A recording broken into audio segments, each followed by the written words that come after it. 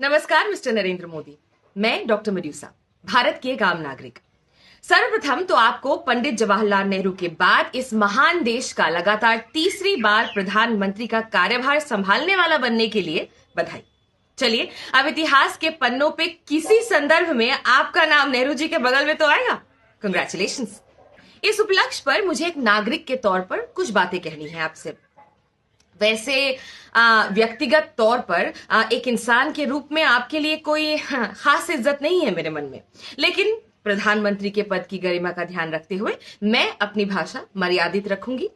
आप भी इस वीडियो को देखने के बाद लोकतंत्र की गरिमा का ध्यान रख अपनी कार्यवाही मर्यादित रखिएगा। ठीक, चलिए शुरू करते हैं।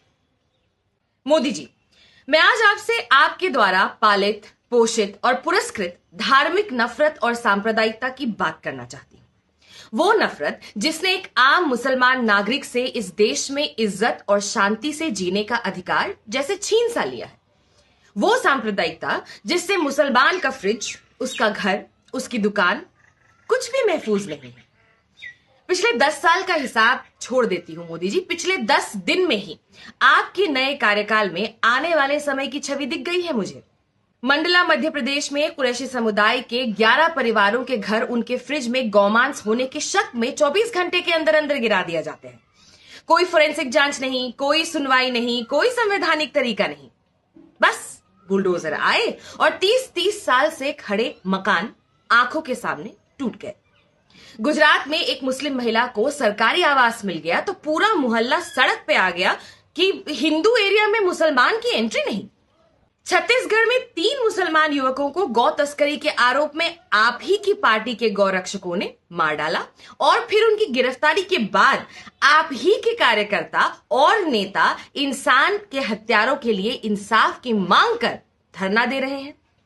अलीगढ़ में मोहम्मद फरीद को चोरी के इल्जाम में सरेआम मार कर मार डाला। लखनऊ के अकबरनगर में रिवर फ्रंट बनाने के लिए 1900 परिवारों के घर उजाड़ दिए गए।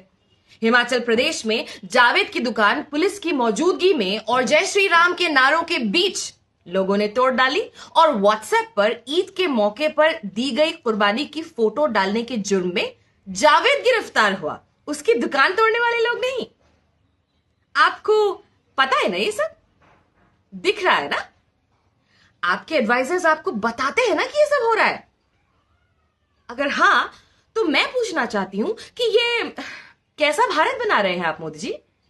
सत्य, अहिंसा और सहिष्णुता को आधार मानने वाला देश का सबसे व्यापक धर्म कुछ लोगों की अंधी नफरत, घृणा और इंफीरियोरिटी कॉम्प्लेक्स के बलि चढ़ा जा रहा है और आप देख रहे हैं।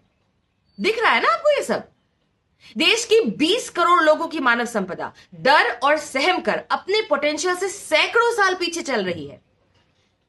क्या करेंगे आप अपनी 5 ट्रिलियन की इकोनॉमी का जब महंगाई, बेरोजगारी, क्लाइमेट चेंज तो है ही और उसके ऊपर ये किसी वोल्केनो से निकले हुए काले लावे जैसी धीरे धीरे बढ़ती नफरत लोगों को ही मार डालेगी।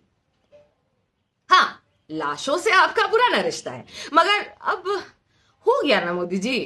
बन गए ना आप तीसरी बार भी प्रधानमंत्री, कर ली नेहरू की बराबरी। अब तो बस कीजिए। दिन भर ट्वीट करते रहते हैं। एक अपील अपने लोगों के लिए भी जारी कर दीजिए, एक नया पॉइंट ऑफ ऑर्डर। मैं आपको टेक्स्ट भी बता देती हूं। लिखिए, इस देश का मुसलमान इस देश का बराबर का नागरिक है, उसके भी बराबर के अधिकार है। समस्त देशवासी, पुलिस प्रशासन और न्याय व्यवस्था इस बराबरी को सुनिश्चित करें। बस एक बार कोशिश तो कीजिए। आप इस देश के प्रधानमंत्री हैं। आपके कहने पे पूरा देश ताली और थाली बजाने रोड पे कोरोना को मारने निकल आया था। शायद इस देश की मरती इंसानियत को भी सीपीआर मिल जाए। वैसे पहले मैं सोच रही थी कि जावेद के, फरीद के या अकबरनगर के 1900 परिवारों के हक में आवाज उठाने के लिए राहुल गांधी से अपील करूंगी। फिर याद आया कि फायर ब्रिगेड वाले को ब्लेम करने से पहले रोज भड़कती आग में घी डालकर अट्टहास करने वाले की आत्मा तक पहुंचने की पहले कोशिश तो कर लूं, वरना हमेशा एक फांस सी गड़ी रहेगी दिल में कि एक कोशिश नहीं की मैंने।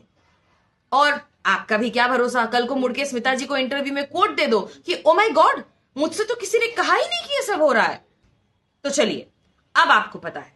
सारांश यह है कि आप भारत के प्रधानमंत्री हैं, भारत में मुसलमान भी रहते हैं और आप उनके भी प्रधानमंत्री ही हैं। उनका मानसिक, शारीरिक, सामाजिक, आर्थिक, शैक्षिक, मौलिक हर तरह का विकास आपकी ही जिम्मेदारी है। उनकी सुरक्षा आपकी जिम्मेदारी है। उनके साथ हुए अन्याय के लिए इंसाफ करवाना आपकी जिम्मेदारी है। तो जिम्मेदारी निभाइए, अपना काम कीजिए। जिस काम के लिए आपको तीसरी बार देश के ईवीएम्स ने चुन के भेजा है वो काम। उम्मीद तो नहीं है, पर प्रार्थना करूंगी ईश्वर आपको सही करने का साहस और नियत दोनों दे। खुदा हाफिज।